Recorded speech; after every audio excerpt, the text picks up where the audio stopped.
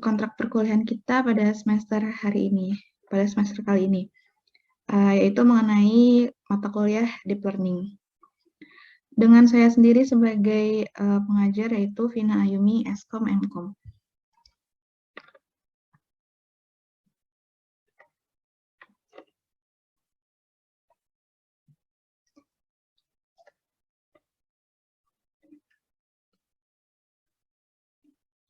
Baik, yang pertama adalah capaian pembelajaran mata kuliah atau CPMK. Ada 4 CPMK yang harus dicapai dalam perkuliahan ini. Yang pertama, mahasiswa mampu menjelaskan perbedaan antara machine learning dan deep learning. Kemudian yang kedua, mahasiswa mampu menjelaskan karakteristik algoritma dari deep learning. Yang ketiga, mahasiswa mampu menyelesaikan kasus menggunakan algoritma deep learning. Dan yang keempat, mahasiswa mampu menjelaskan optimasi model deep learning. Oke, kemudian untuk penilaian, terdapat tiga asesmen. Yang pertama adalah coursework. Coursework ini bobotnya adalah 30%. Untuk CPMK-nya, untuk capaiannya adalah CPMK 1 dan juga CPMK 2. Ya, kemudian yang kedua adalah coursework yang kedua itu bobotnya 30%, itu untuk CPMK yang ketiga. Dan yang ketiga adalah penilaian terakhir adalah UAS atau ujian akhir semester, itu bobotnya 40%, dan ini adalah untuk capaian pembelajaran mata kuliah ketiga dan juga keempat.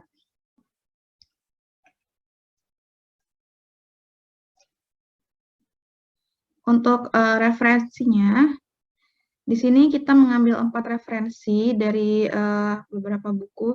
Yang pertama adalah Deep Learning, aplikasinya di bidang geospasial, karangan Haryadi dan Irwansyah, tahun 2020. Kemudian Advanced Deep Learning with Python, Design and Implement Advanced Next Generation AI Solution Using TensorFlow and PyTorch. Itu oleh Ivan Vassiliev, 2019. Kemudian ada Deep Learning volume 1, Cambridge MIT Press, oleh Goodfellow I, Bengio Y, dan Corfield pada tahun 2016, dan kemudian Deep Learning with Python volume 1, oleh Ketkar and Santana, 2017. Kemudian ada lagi artikel tambahan, beberapa artikel ilmiah tambahan, di antaranya ada Deep Learning Nature, dan sampai ke Optimization of Convolutional Neural Network using Microcanonical Underlying Algorithm, tahun 2016. Oke, kemudian selanjutnya untuk bahan kajian, ada 4 bahan kajian yang akan kita kaji pada semester ini. Yang pertama adalah perbedaan antara machine learning dan deep learning. Ya, nanti akan mengupas bagaimana perbedaan antara machine learning dan deep learning. Jadi mahasiswa harus mengerti, harus tahu apa beda machine learning dan deep learning itu sendiri. Ya, kemudian yang kedua adalah karakteristik dari algoritma deep learning. Ya, tentu berbeda dengan algoritma machine learning ya karakteristiknya. Dan yang ketiga juga terdapat studi kasus menggunakan algoritma deep learning. Dan yang keempat adalah optimasi model deep learning. Jadi mahasiswa akan belajar bagaimana cara mengoptimasi model dari deep learning. Baik, untuk materi pembelajaran selanjutnya, tiap minggunya akan ada beberapa materi. Pada minggu pertama, CPMK-nya adalah memahami tentang dasar-dasar machine learning. Nah, materinya adalah yang pertama, definisi data science, kemudian perbedaan data mining, machine learning, dan data science, dan juga perkembangan data science saat ini. Kemudian yang kedua, CPMK-nya yaitu memahami perbedaan machine learning dan deep learning. Untuk materinya yaitu pengelompokan algoritma machine learning dan deep learning, dan juga bidang keilmuan machine learning dan deep learning. Kemudian yang ketiga, CPMK-nya adalah memahami algoritma deep learning, dan materinya adalah karakteristik dari algoritma deep learning dan juga jenis-jenis algoritma deep learning. Nah, kemudian minggu keempat masih ke CPMK 2, yaitu memahami teknologi pendukung deep learning. Materinya adalah teknologi pendukung dari deep learning. Kemudian minggu kelima yaitu memahami perkembangan bidang deep learning. Untuk materinya adalah perkembangan bidang deep learning. Kemudian yang keenam, memahami fungsi objektif. Dan materinya adalah definisi fungsi objektif, prinsip fungsi objektif, dan juga contoh fungsi objektif. Kemudian minggu ke-7 yaitu memahami stochastic gradient descent atau SGD, itu CPMK ketiga. Materinya adalah cara kerja dari stochastic gradient descent. Dan kemudian yang ke-8 CPMK-nya tentang memahami convolutional neural network atau CNN. Materinya adalah dimulai dari arsitektur CNN, cara kerja CNN, dan juga contoh kasus penerapan dari CNN. Kemudian ke minggu ke-9, itu masuk ke CPM ketiga juga, yaitu memahami tentang RBM, atau Rate-Ristic Boltzmann Machine. Materinya ada 3 juga, arsitektur RBM, kemudian cara kerja RBM, dan contoh kasus penerapan dari RBM. Kemudian di minggu 10, yaitu memahami mengenai DBN atau Deep Belief Network. Ya, jadi materinya juga ada 3. Yang pertama dimulai dari arsitektur DBN, kemudian cara kerja dari DBN, contoh kasus DBN, dan penerapan dari DBN. Kemudian yang ke-11 adalah memahami optimasi dari model deep learning. Nah, materinya adalah mengenai optimasi model dari deep learning. Dan yang ke-12 yaitu memahami hyperparameter tuning. Materinya ada 5, yaitu cara kerja hyperparameter tuning, hyperparameter tips manual tuning, grid search, random search, Bayesian optimization. Kemudian minggu ke-13 yaitu memahami dropout regularization. Materinya adalah kinerja dari dropout regularization dan regularization teknik. Kemudian minggu ke-14 yaitu memahami mengenai batch normalization. Materinya ada kinerja batch normalization dan covariance shift. Dan yang terakhir, minggu ke-15, yaitu memahami penyelesaian kasus dengan algoritma deep learning. Ya, materinya adalah beberapa studi kasus dengan algoritma deep learning. Baik, untuk materi pembelajaran kita pada semester ini seperti itu ya, jadi ada 15 materi selama seminggu. Diharapkan mahasiswa dapat mengikuti semua materinya dengan baik dan juga dapat mengerjakan semua coursework, tugas-tugas yang diberikan nanti. Ya, diharapkan untuk mengerjakan tugas atau coursework-nya itu secara individual ya, tidak boleh bekerja sama, tapi harus ada kontribusi dari tiap individu mahasiswanya. Dan diharapkan untuk tugas-tugasnya itu, kalau bisa jangan ada yang copy paste atau plagiarism. Jadi nanti tugasnya akan kita cek dengan untuk plagiarismenya nanti akan kita cek ya. Jadi tidak ada yang melakukan plagiat dan juga copy paste dari punya teman.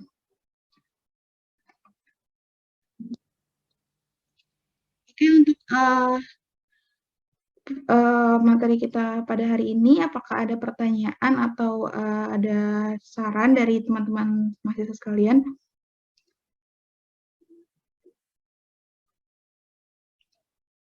Ya, jika tidak ada, saya akan memberikan kontak untuk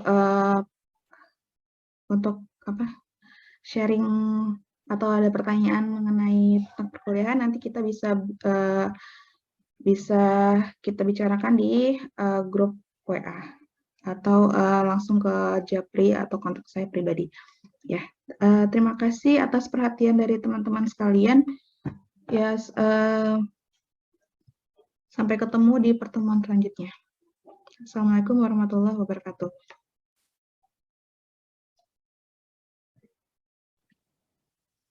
Assalamualaikum warahmatullahi wabarakatuh. Selamat pagi teman-teman mahasiswa semua.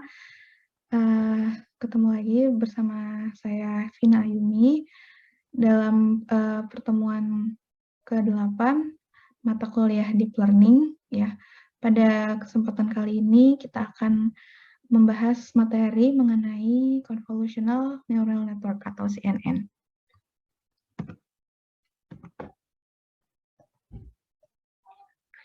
Baik, untuk materi pada pertemuan ke-8 ini, kita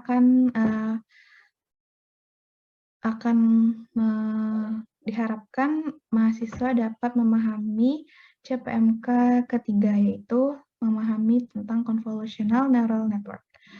Untuk materinya ada 3. Yang pertama adalah arsitektur CNN, kemudian cara kerja CNN, dan juga contoh kasus penerapan dari CNN.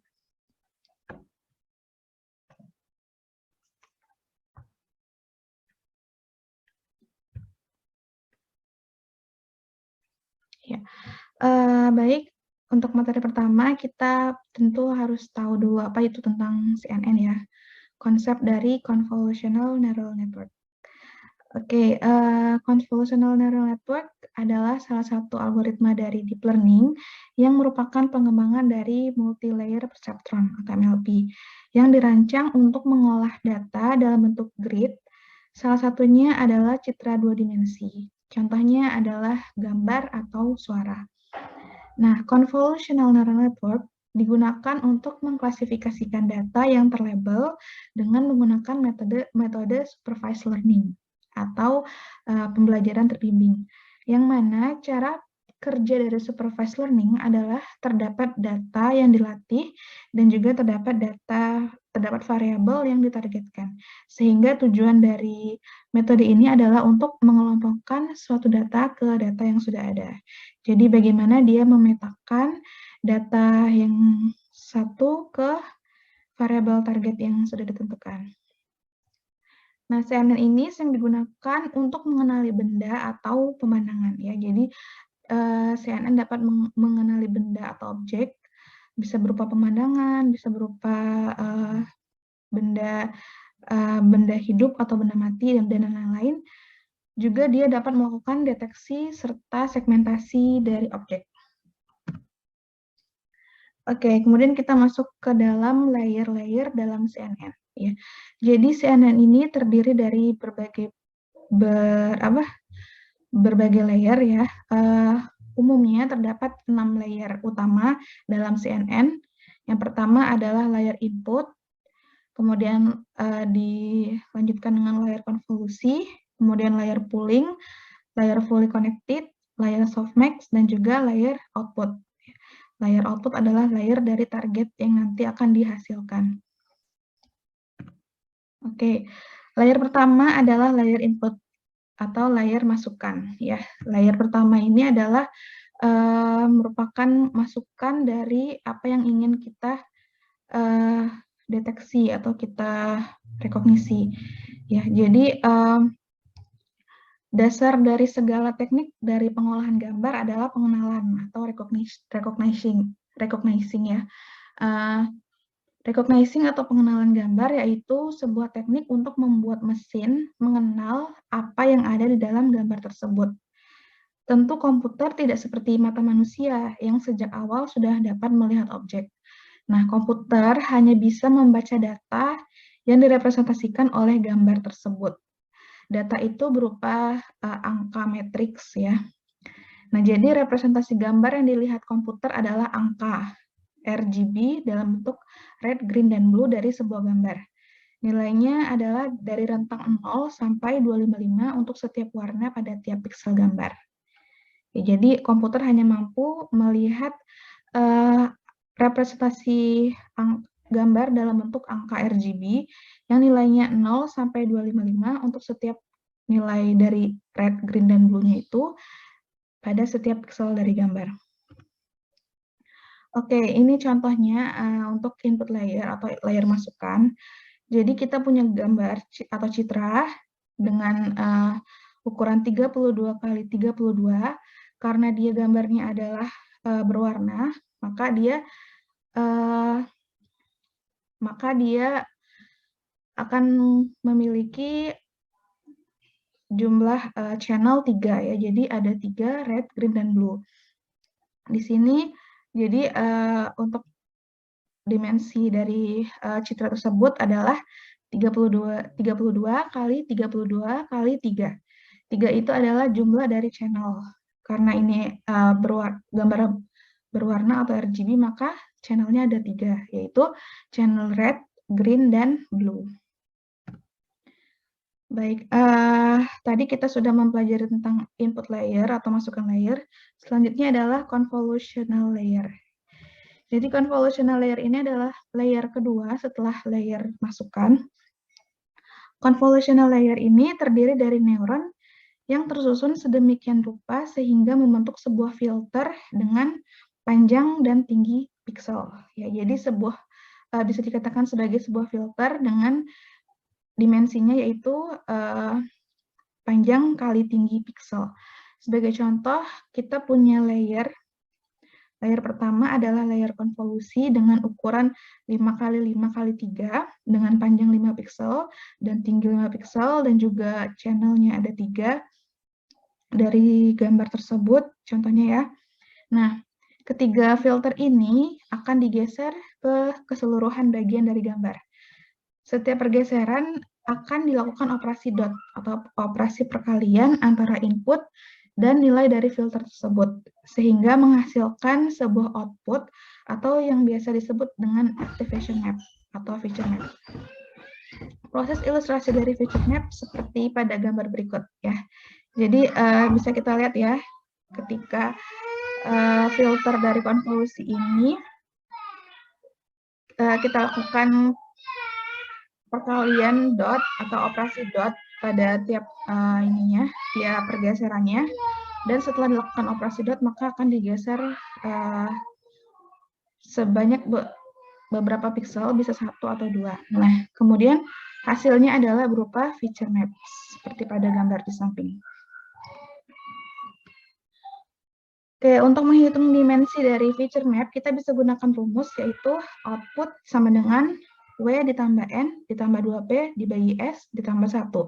Di mana nilai W adalah panjang dari input, kemudian N adalah panjang dari filter, dan P adalah zero padding, dan S adalah stride. Oke, nah tadi ada istilah stride ya. Stride itu apa sih? Stride adalah parameter yang menentukan berapa jumlah pergeseran dari filter. Jadi tiap filter tadi kan kalau sudah dilakukan operasi dot, maka dilakukan pergeseran. Nah, kita bisa menentukan nilai stride atau nilai pergeserannya. Misalnya kita kasih nilai 1, maka konvolusi filter akan bergeser sebanyak 1 piksel secara horizontal, kemudian lalu vertikal. Kalau kita menggunakan stride 2, maka pergeserannya akan menjadi 2 piksel secara horizontal dan juga secara vertikal. Nah, semakin kecil nilai stride, maka akan semakin detail informasi yang akan kita dapatkan dari sebuah input. Namun, akan membutuhkan komputasi yang lebih jika dibandingkan dengan stride yang lebih besar. Ya, itu kelemahan dari stride yang lebih kecil ya. Namun perlu diperhatikan bahwa dengan menggunakan stride yang lebih kecil, kita tidak selalu akan mendapatkan performa yang bagus. Ya. Jadi ada kelebihan dan kekurangan dari nilai stride tersebut.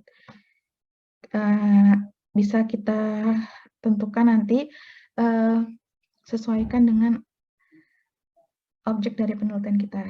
Seperti itu. Oke, yang kedua adalah padding. Nah, tadi ada stride, kemudian ada juga padding. Padding atau zero padding adalah parameter yang menentukan jumlah piksel yang berisi nilai 0 yang akan ditambahkan di setiap sisi dari input. Hal ini digunakan dengan tujuan untuk memanipulasi dimensi output dari convolutional layer atau feature map. Jadi dengan menggunakan padding ini, kita akan dapat mengukur dimensi output agar tetap sama seperti dimensi input, atau setidaknya tidak berkurang secara signifikan atau drastis. Sehingga kita bisa menggunakan convolutional layer yang lebih dalam, sehingga lebih banyak feature yang berhasil diekstrak. Ya, jadi keuntungan dari padding atau zero padding ini setidaknya dimensi dari input yang kita dimensi dari input atau masukan itu tidak berkurang secara signifikan setelah dilakukan konvolusi, gitu. Sehingga akan bisa menggunakan convolutional layer yang lebih dalam, yang tentu juga dapat menghasilkan lebih banyak feature yang berhasil diekstrak. Seperti itu. Nah, keuntungan dari padding adalah meningkatkan performa model karena convolutional layer akan fokus pada informasi yang sebenarnya, yaitu yang berada di antara zero padding tersebut. Pada ilustrasi di atas, dimensi dari input sebenarnya adalah 5x5. Jika dilakukan convolutional layer dengan filter 3x3 dan thread sebanyak 2, maka akan didapatkan feature map dengan ukuran 2x2. Nah, namun jika ditambah dengan zero padding sebanyak 1, maka feature map yang dihasilkan akan berukuran 3x3. Sehingga lebih banyak informasi yang dihasilkan. Ya, seperti itu. Oke, kemudian ada juga fungsi aktivasi. Nah, fungsi aktivasi ini berada pada tahap sebelum melakukan pooling layer dan setelah melakukan proses konvolusi. Ya, jadi ini berada di antara layer pooling dan layer konvolusi. Pada tahap ini, nilai hasil konvolusi dikenakan fungsi aktivasi atau activation function. Terdapat beberapa fungsi aktivasi yang sering digunakan pada convolutional network, diantaranya adalah TAN atau ReLU. Aktivasi ReLU menjadi pilihan bagi beberapa peneliti karena sifatnya yang lebih berfungsi dengan baik. Kemudian fungsi yang digunakan untuk aktivasi pada ReLU adalah nilai output dari neuron bisa dinyatakan sebagai nilai 0 jika inputnya adalah negatif. Jika nilai input dari fungsi aktivasi adalah positif, maka output dari neuron adalah nilai input aktivasi itu sendiri. Ya, jadi nilainya adalah antara 0 sampai dengan nilai positif ataupun negatif. Baik, kemudian yang ketiga adalah pooling layer. Setelah layer masukan, kemudian layer konvolusi, kemudian layer ketiga adalah layer pooling. Nah, layer pooling ini merupakan layer filter juga dengan ukuran 2x2 filter dan straight 2. Seperti dilihat pada gambar di samping ini, kita punya ukuran 4x4 pixel, kemudian kita lakukan pooling dengan 2x2 filter dan straight 2, maka dia akan menghasilkan matriks dengan ukuran 2x2. Seperti itu. Pooling layer biasanya berada setelah convolutional layer ya, jadi layer ketiga. Nah, pada prinsipnya, pooling layer terdiri dari sebuah filter dengan ukuran dan strata tertentu yang bergeser pada seluruh area feature map, sama seperti konvolusi tadi ya. Pooling yang biasa digunakan adalah max pooling dan average pooling. Tujuan dari penggunaan pooling layer adalah mengurangi dimensi dari feature map atau downsampling sehingga mempercepat dari komputasi karena parameter yang harus diupdate semakin sedikit dan dapat mengatasi overfitting. Seperti itu. Jadi kalau dia max pooling berarti kita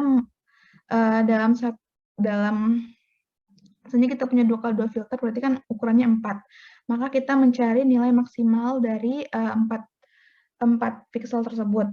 Nah, contohnya di sini yang berwarna pink ini ya, kita lihat yang paling tinggi atau maksimum adalah 6. Nah, maka di hasilnya adalah 6 untuk matriks selanjutnya. Dan yang berwarna hijau itu maksimumnya adalah 8, maka di hasilnya adalah 8 seperti itu. Dan seterusnya. Oke, dan yang keempat adalah layer fully connected layer atau FC layer. Nah, feature map yang dihasilkan dari tahap sebelumnya, dari hasil max pooling tadi, masih berbentuk multi-dimensional array, sehingga harus melakukan flatten atau reshape feature map menjadi sebuah vektor agar bisa digunakan sebagai input dari fully connected layer. Ya, jadi kita perlu melakukan flatten. untuk mereduksi feature map tersebut. Nah, lapisan fully connected adalah lapisan di mana semua neuron aktivitas dari lapisan sebelumnya terhubung semua dengan neuron di lapisan selanjutnya, seperti halnya jaringan syaraf tiruan biasa. Setiap aktivitas dari lapisan sebelumnya perlu diubah menjadi data satu dimensi sebelum dapat dihubungkan ke semua neuron di lapisan fully connected. Ya, jadi kita perlu melakukan fully connected ini untuk dapat memetakan dari input layer tadi ke output layer ya. Karena output layer yang itu dia bersifat satu dimensi, maka inputnya juga harus satu dimensi. Oke, lapisan fully connected biasanya digunakan pada metode multi lapisan perceptron atau NLP dan bertujuan untuk mengolah data sehingga bisa diklasifikasikan. Perbedaan antara lapisan fully connected dan lapisan konvolusi adalah neuron di lapisan konvolusi terhubung hanya ke daerah tertentu pada input. Sementara lapisan fully connected memiliki neuron yang secara keseluruhan terhubung. Namun kedua lapisan tersebut masih mengoperasikan produk dot sehingga fungsinya tidak begitu berbeda. Baik, untuk yang terakhir untuk yang kelima adalah layer softmax atau logistic layer. Nah, aktivasi softmax atau softmax classifier merupakan bentuk lain dari algoritma logistic regression yang dapat digunakan untuk mengklasifikasi lebih dari 2 kelas. Standar klasifikasi yang biasa dilakukan oleh algoritma logistic regression adalah tugas untuk klasifikasi kelas biner. Ya, jadi ini pada layer softmax ini merupakan bentuk dari algoritma logistic regression untuk klasifikasi dari 2 kelas. Oke, dan yang terakhir adalah output layer atau layer keluaran. Nah, output layer ini adalah hasil akhir dari pemrosesan dari layer sen sebelumnya. Layer berisi label adalah bentuk one hot encoded ya. Jadi masih bentuk binary. Nanti kalau misalnya kita ingin dia multi class, kita bisa menggunakan metode one hot encoded. Oke, untuk materi CNN kali ini seperti itu ya. Jadi masih sederhana dan masih sangat dasar. Untuk referensinya, kalian bisa melihat lebih dalam di yang sudah saya share ini. Baik, terima kasih atas perhatiannya. Kita lanjutkan untuk pertemuan selanjutnya untuk materi yang pertemuan ke-9. Terima kasih. Assalamualaikum warahmatullahi wabarakatuh.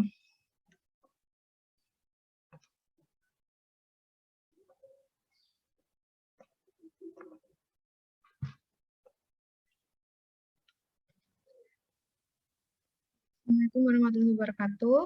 Selamat pagi rekan-rekan mahasiswa semuanya. Pada kesempatan kali ini kita akan masuk materi mengenai eksperimen menggunakan convolutional neural network. Nah, pada pertemuan sebelumnya kita sudah mempelajari tentang teori dan konsep dari convolutional neural network. Pada pertemuan kali ini kita akan melakukan eksperimen menggunakan CNN. Baik, untuk eksperimen, yang pertama yang kita lakukan adalah pengumpulan data. Ya, jadi untuk tahapan pertama dari eksperimen kita adalah melakukan pengumpulan data. Nah, pengumpulan data ini kita menggunakan dataset CIFAR 10. Ya, jadi eksperimen ini menggunakan dataset CIFAR 10 yang akan diklasifikasikan menggunakan CNN. Dataset CIFAR 10 ini adalah dataset yang terdiri dari 10 label kelas berbeda, yaitu ada pesawat, mobil, burung, kucing, rusa, dan lain-lain ya. Jadi ada 10 kelas objek benda hidup maupun benda mati.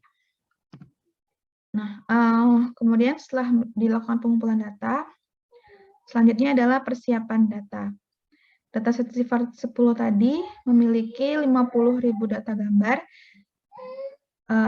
pelatihan dan 10.000 data gambar pengujian. Jadi proporsinya adalah 50.000 untuk data pelatihan dan 10.000 untuk pengujian. Ukuran gambar dari dataset tersebut adalah 32 kali 32 kali 3. arsitektur deep learning akan digunakan sebagai berikut. Jadi dari input, kemudian kita masuk ke convolutional layer, kemudian masuk ke pooling layer, kemudian convolutional layer kedua, pooling layer kedua, convolutional layer ketiga, pooling layer ketiga, dan kemudian fully connected layer, dan ketiga output layer. Dan yang terakhir adalah output layer. Output layer itu binary ya, jadi 0 dan 1. Nah, dari convolutional layer sampai dengan pooling layer itu masuk ke feature extraction layer. Dan kemudian dari fully connected layer ke output layer itu masuk ke dalam classifier layer. Oke, eksperimen ini akan menggunakan Google Colaboratory, maka pastikan menggunakan GPU. Untuk memeriksa apakah GPU aktif atau tidak, maka kita bisa menggunakan kode berikut. Ya. Jadi untuk penggunaan GPU bermanfaat untuk mempercepat dari proses running datanya, running algoritma dan data. Ya, jadi untuk mengetes apakah ada GPU, kita pakai coding ini. Kalau misalnya ada, maka akan dikeluarkan yaitu found GPU at, misalnya GPU 0 atau GPU 1, seperti itu. Oke, kemudian selanjutnya adalah import library. Jadi pertama-tama kita tambahkan library atau modul yang diperlukan untuk eksperimen ini. Ya, di sini ada library NumPy, kemudian library PLT untuk plot dari gambar, kemudian ada metode library print function, kemudian library Keras, ini library yang ada deep learning dan CNN-nya. Ya, kemudian kita import lagi library sequential, kemudian untuk categorical, kemudian import layer dari CNN, ada layer dense, convolutional 2 dimensi, max pooling, dropout, dan flatten. Oke. Kemudian kita import dataset. Nah, dataset tadi kan kita pakai Cifar, jadi kita tinggal import aja datasetnya, tidak perlu download dari Google ya, karena udah ada di Keras. Kemudian kita load data tersebut menggunakan function load data, dan kemudian akan otomatis memisahkan train image, train label, test image, dan test label. Kemudian untuk memastikan dataset yang digunakan benar, maka perlu mencetak bentuk sampel pelatihan, bentuk sampel uji, dan juga jumlah kelas yang ada di dataset Cifar.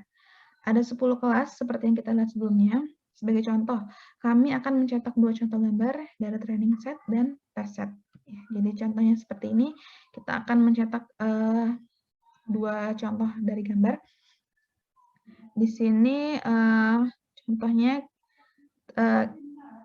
dari code yang di samping ini akan menghasilkan ukuran dari dataset training atau shape dari training data, yaitu 50.000 kali 32 kali 32 kali 3 ya. Karena dia RGB kan, jadi channelnya ada 3. Kemudian untuk testing 10.000 kali 32 kali 32 kali 3 sama ya. Kemudian untuk total number of output, berarti artinya target atau kelasnya ada 10. Ya, jadi ada target 0, 1, 2, 3, 4 sampai dengan 9. Nah, dan kemudian kita ingin melihat contoh dari data pengujian dan data pelatihan di sini dengan ground truth 6 dan ground truth-nya 3. Berarti kalau 6 nanti kita akan lihat ya di slide selanjutnya. Oke, setelah di load datasetnya atau import dataset, selanjutnya adalah pre-processing. Pre-processing di sini adalah untuk mengubah format dari input sesuai untuk dataset pelatihan dan dataset pengujian.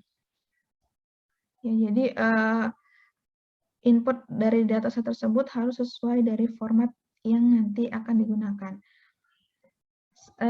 Setelah itu, ubah semua tipe data menjadi data float. Ya. Jadi di sini train data kita definisikan sebagai train image yang di-reshape seperti di dalam coding.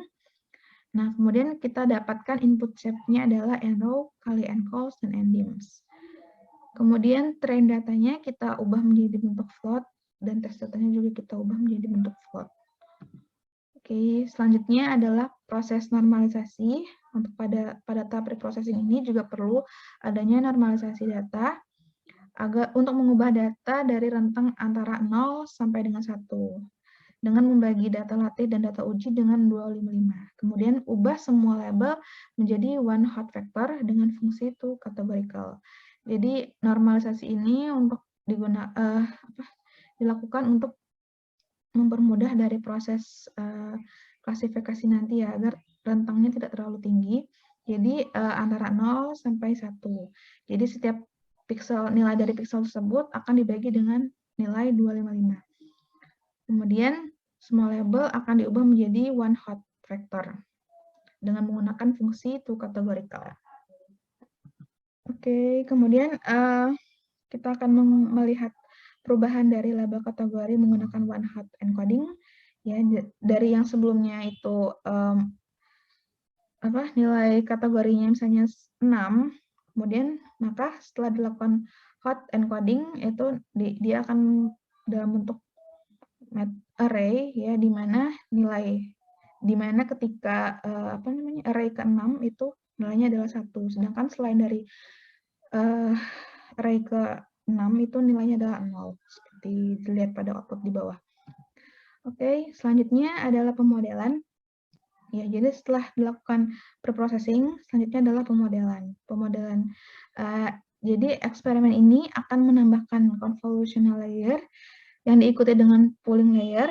Kemudian kita akan menghubungkan dengan fully connected layer atau dense untuk memprediksi dari kelas.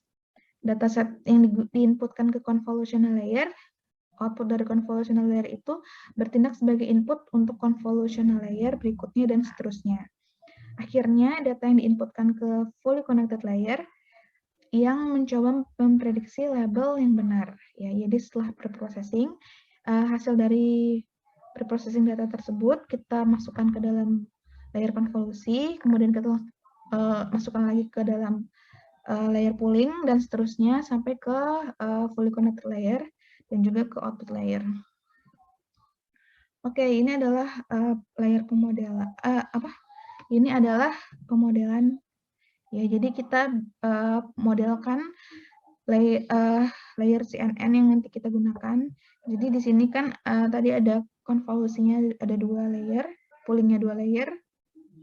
Salah. Maksudnya konvolusinya ada 3 layer, poolingnya 3 layer, dan kemudian dilanjutkan fully connected layer dan output layer ya. Jadi di sini kita definisikan convolutional layer pertama, kemudian diikuti dengan max pooling, dan juga kita lakukan dropout. Dropout itu adalah regularisasi yang akan mencegah overfitting dari model yang kita gunakan. Nah, jadi di sini ada masing-masing tiga konvolusi, 3 max pooling, dan 3 dropout. Kemudian layer terakhir adalah layer flatten atau fully connected, yaitu dense, dropout, dan kemudian dilanjutkan lagi dengan dense lagi. Atau juga bisa dikatakan dengan output layer. Oke, setelah diinisialisasi semua parameter dan kompilasi model dengan RMS-Prop Optimizer, ya, jadi ada banyak optimizer yang bisa kita gunakan, misalnya ada ADAM, SGD, gradient descent, ada grad, ada delta, dan ada max. Eksperimen ini menggunakan batch adalah 256 dengan 50 epoch. Ya, jadi di sini kita bisa menentukan nilai dari parameter yang akan kita gunakan, yaitu batch size. Di sini misalnya kita gunakan batch size 256 ya. Kalau untuk standarnya atau untuk defaultnya adalah 32. Kita bisa ubah sesuai dengan yang kita inginkan, misalnya di sini adalah 256. Kemudian untuk epoch itu berarti iterasi yang dilakukan pada eksperimen itu ada berapa. Nah, kita gunakan 50. Kalau ingin yang lebih banyak bisa menggunakan epoch yang lebih tinggi, misalnya 100 ataupun 1000 seperti itu. Kemudian setelah itu kita lakukan compile. Jadi model yang sudah tadi kita definisikan, kita compile dengan menggunakan parameter-parameter yang tadi sudah ditentukan, yaitu optimizer-nya RMS-Probe, kemudian loss-nya adalah categorical, karena ini kan sifatnya kategori ya. Kemudian matriks yang akan kita gunakan adalah nilai akurasi. Oke, kemudian di sini ada juga model summary. Jadi model .summary ini digunakan untuk melihat semua parameter dan bentuk di setiap layer dalam model. Jadi jika kita ingin melihat model yang sudah kita definisikan tadi dan juga parameter-parameter yang digunakan, itu kita bisa menggunakan sintak model .summary. Ya. Jadi ini adalah hasil dari model .summary. Ya, jadi ada total 276.138 parameter dan total parameter yang dapat dilatih adalah 276.138 parameter dan parameter yang tidak dapat dilatih adalah 0 ya. Seperti itu. Oke, setelah itu kita lakukan evaluasi dengan cara menggunakan model fit. Metode model fit ya. Jadi di sini ada sintak model.fit, kemudian dalam kurung datanya apa, kemudian labelnya apa, kemudian parameter batch size-nya, epoch-nya, kemudian verbose-nya apa, kemudian validation datanya. Nah, setelah itu kita simpan dalam bentuk history. Jadi history ini untuk menyimpan hasil dari fitting atau pelatihan dari model tersebut. Kemudian setelah disimpan dalam history, kita bisa lakukan evaluate dari model tersebut dengan menggunakan model.evaluate, kemudian kita gunakan test data dan juga test label. Jadi model evaluate ini untuk prediksi atau klasifikasi dari data test yang sudah kita definisikan, seperti itu.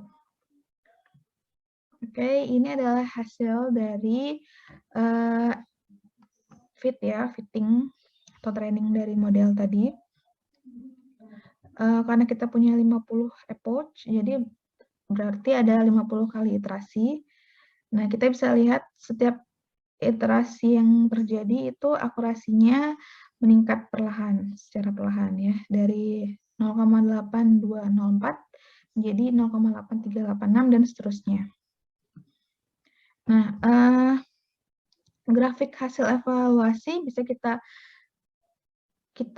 print out atau kita plot ya dengan menggunakan PLT tadi, matplotlib, dengan metode library matplotlib ya. Jadi kita bisa kita plot antara epoch dan akurasi seperti itu ya. Jadi apakah nilainya akan bertambah sejalan dengan epoch yang bertambah atau malah menurun. Nah, kalau kita lihat di hasilnya ini, akurasi meningkat seiring dengan bertambahnya akurasi training meningkat seiring dengan bertambahnya epoch. Sedangkan akurasi validasi dia juga secara bertahap meningkat walaupun ada sedikit kadang ada penurunan dan juga penaikan, tapi secara signifikan, dia meningkat secara perlahan gitu. Nah, untuk loss dia bisa kita lihat sesuai dengan epoch dia menurun ya. Jadi loss-nya akan menurun seiring dengan bertambahnya nilai epoch. Begitu juga dengan validation loss-nya. Oke, untuk materi eksperimen pada hari ini, seperti itu materinya, dan semoga semuanya bisa memahami materi kita pada hari ini dan bisa mengerjakan eksperimen yang nanti akan kita lakukan. Jika ada pertanyaan, silakan bisa ditanyakan sekarang. Untuk materinya saya tutup dulu. Assalamualaikum warahmatullahi wabarakatuh.